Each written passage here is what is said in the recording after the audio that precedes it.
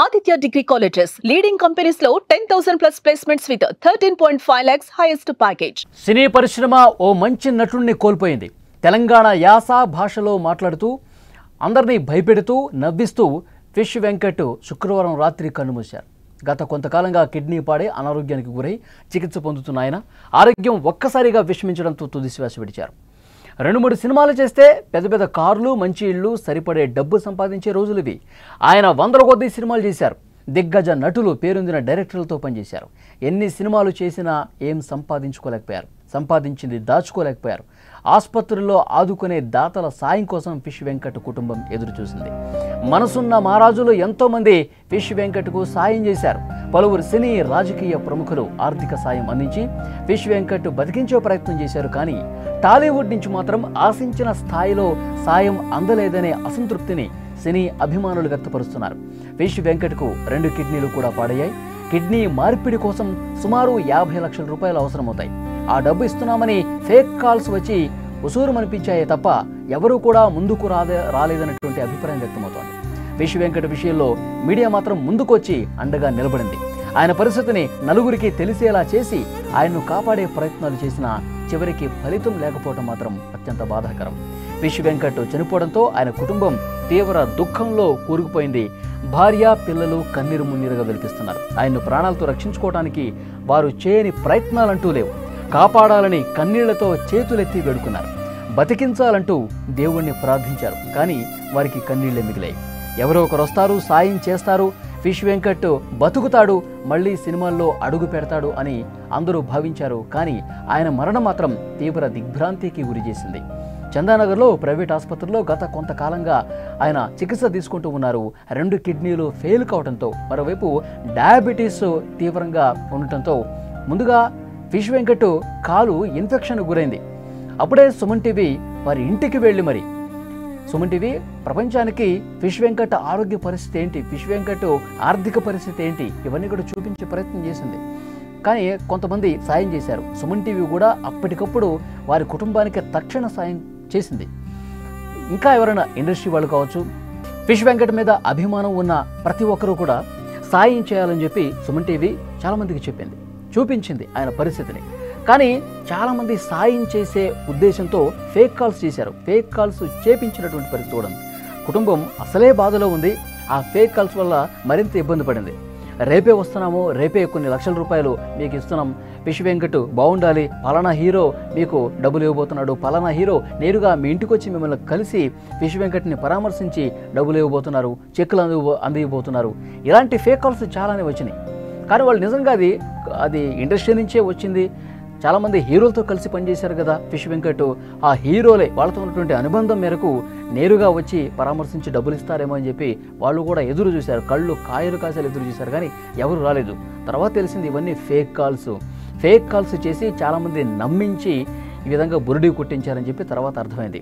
కానీ ఆ కుటుంబం అసలే బాధలో ఉంది. ఎవరో ఒకళ్ళు దాతలు ముందుకు వస్తారు, సాయం చేస్తారు. 2 కిడ్నీలు పాడైపోయినాయి. ఆ 2 కిడ్నీలను కూడా మళ్ళీ బాగయ్యే విధంగా ప్రయత్నం జరుగుతుంది. మళ్ళీ ఫిష్ వెంకట్ పూర్తి ఆరోగ్యంతో డిశ్చార్జ్ అయ్యి ఇంటికి వెళ్తారని చెప్పి అందరూ ఊహించారు. కానీ ఈలోపే జరగాల్సిన నష్టం అనేది జరిగిపోయింది. ఫిష్ వెంకట్ తన ఆరోగ్యం పూర్తిగా క్షీణించడంతో ఆసుపత్రిలో చికిత్స పొందుతూ చనిపోయినటువంటి పరిస్థితి ఉంది. ఫిష్ వెంకట్ చాలా సందర్భాల్లో చెప్పేవారు, నేను సినిమా ఇండస్ట్రీలో నిలదొక్కుకోవడానికి చాలామంది డైరెక్టర్స్ నాకెంతో సాయం చేశారు. అలాగే సీనియర్ నటులు శ్రీహరి గారితో ఉన్నటువంటి అనుబంధాన్ని కూడా ఆయన గుర్తు చేసుకున్నారు. ఈ సందర్భంగా ప్రత్యేకంగా మాట్లాడుకోవాలి. ఎందుకంటే ఏ కష్టం వచ్చినా, ఏ నష్టం వచ్చినా తను వెన్నుంటి ప్రోత్సహించింది మాత్రం యాక్టర్ శ్రీహరి గారని చాలా ఇంటర్వ్యూలో ఫిష్ వెంకట్ గారు చెప్పారు. ఏదైనా బాధ ఉన్నా, ఏదైనా సమస్య ఉన్నా, ఇంట్లో ఏదైనా ఇబ్బంది ఉన్నా నేరుగా నేను శ్రీహరి గారి ఇంటికి వెళ్ళి అన్నా అని చెప్పి నేను ఏదైనా మాట్లాడినా, అన్నా అని చెప్పి నేను ఏదైనా సాయం అడిగినా, నాకు ఇలాంటి సమస్య ఉందని చెప్పిన వెంటనే ఆ సమస్య పరిష్కారం అవటం కోసం చాలా ప్రయత్నం చేసేవారు శ్రీహరి గారు. శ్రీహరి అన్న ఆయన లేనప్పుడు కూడా, ఆయన లోకాన్ని విడిచి వెళ్ళిపోయినప్పుడు కూడా చాలా బాధపడ్డారు ఫిష్ వెంకట్. ఆయన ఎన్నో ఇంటర్వ్యూలో కూడా ఈ విషయం చెప్పినటువంటి పరిస్థితి ఉంది. ఫిష్ వెంకట్ జీవితంలో చాలామందితో చాలా అన్యోన్యంగా గడిపేవారు. ఎన్నో మధుర జ్ఞాపకాలని పెద్ద పెద్ద ఆర్టిస్టులతో ఫిష్ వెంకట్కు ఉంది. ఫిష్ వెంకట్ ఆరోగ్య పరిస్థితి బాగాలేదు అన్నప్పుడు మాత్రం సినిమా ఇండస్ట్రీ నుంచి ఎవరూ కూడా పెద్దగా రియాక్ట్ అయినటువంటి పరిస్థితి లేదు. సినిమా ఇండస్ట్రీ నుంచి ఎవరూ కూడా, అంటే ఇంతకుముందు నేను చెప్పినట్టు సినిమా ఇండస్ట్రీలో ఉన్నవాళ్ళు ఎంత అనుబంధం ఉందని చెప్పి పైకి కనిపించినప్పుడు కూడా ఆయన ఆసుపత్రిలో చికిత్స పొందుతున్న సమయంలో ఆయన వెంటిలేటర్ మీద ఉన్నప్పుడు ఇదంతా కూడా సుమన్ టీవీ లాంటి మీడియా సంస్థలు ప్రపంచానికి చూపించినా, ఇండస్ట్రీకి చూపించినా సరైన విధంగా స్పందించలేదు, సరైన విధంగా సాయం చేయలేకపోయారు. కొంతలో కొంతైనా మానవత్వాన్ని ప్రదర్శించి ఉంటే, కొంతలో కొంతైనా సాయం చేసి ఉంటే, 10 మంది స్పందించి ఏమైనా ఫండ్ రైజింగ్ చేసి డబ్బులు ఇప్పించగలిగి ఉంటే ఫిష్ వెంకట్ పరిస్థితి బాగుండేది అని చెప్పి చాలామంది ప్రస్తుతం మాట్లాడుకుంటున్నటువంటి పరిస్థితి ఉంది. ఆయన ఇండస్ట్రీకి రాకముందు చేపల వ్యాపారం చేసేవాళ్ళండి. ఒక సాదా సీదా చేపల వ్యాపారిగా ఫిష్ వెంకట్ ఉండేవారు. ఆ ఫిష్ అనే పేరు కూడా అట్లాగే వచ్చింది. ఫిష్ వెంకటేష్.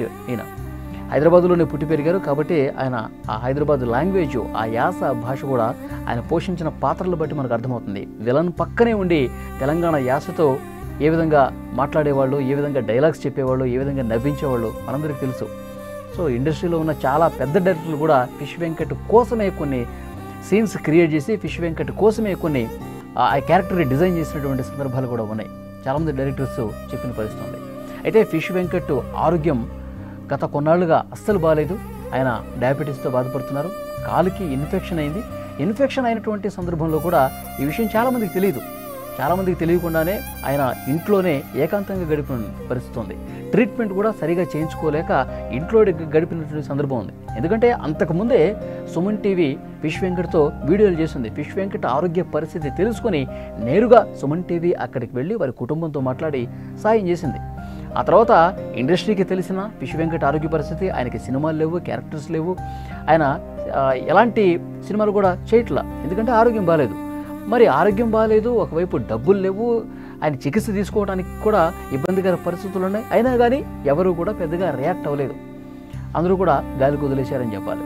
నిజంగా పట్టించుకొని ఉంటే మనతో పాటు కొన్ని వందల సినిమాలు చేశాడు కదా, మనతో పాటు కలిసి ట్రావెల్ చేశాడు కదా సినిమాలు, మనం ఎక్కడికి పిలిస్తే అక్కడికి వచ్చి యాక్ట్ చేసినటువంటి పరిస్థితి కదా. సో మన ఇండస్ట్రీ పర్సన్ని, మన కమెడియన్ని మనం ఎందుకు పోగొట్టుకోవాలని చెప్పి ఇండస్ట్రీలో కొంతమందైనా ఆలోచించి సాయం చేసి ఉంటే పరిస్థితి బాగుండేది, ఆరోగ్యం కుదుటపడి ఉండేది, కొంత సాయం చేసి ఉంటే అని కూడా ముఖ్యంగా అభిమానులు మాట్లాడుతున్నారు.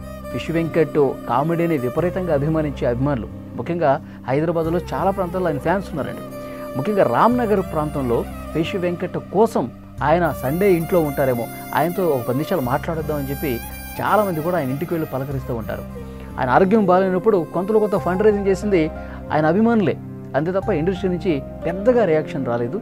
కొంతమంది పొలిటీషియన్స్ దాతృత్వం ప్రదర్శించారు, నేరుగా వచ్చి కుటుంబాన్ని పరామర్శించి కొంత డబ్బులు కూడా ఇచ్చిల్లారు. కానీ 2 కిడ్నీలు మళ్ళీ మార్పిడి చేసి ఆయన సాధారణ స్థితికి వచ్చేంతటువంటి సాయం కూడా ఇటు ఇండస్ట్రీ నుంచి కావచ్చు, దాతలు ఎవరూ కూడా సరైన సమయంలో సకాలంలో స్పందించకపోవడం వల్ల ప్రస్తుతం ఈ విధంగా జరిగింది. మనల్ని విడిచి ఫిష్ వెంకట్ వెళ్ళిపోయిన పరిస్థితి. సినీ పరిశ్రమ ఒక మంచి నటుడిని కోల్పోయిందని చెప్పాలి. తెలంగాణ యాస భాషలో భయపెడుతూ నవ్విస్తూ ఫిష్ వెంకట్ ఆఖరికి గత రాత్రి ఆయన చనిపోయారు. గత కొంతకాలంగా కిడ్నీ పాడై అనారోగ్యానికి గురై చికిత్స పొందుతూ ఒక్కసారిగా విషమించడంతో ఆయన తుది శ్వాస విడిచిన పరిస్థితి.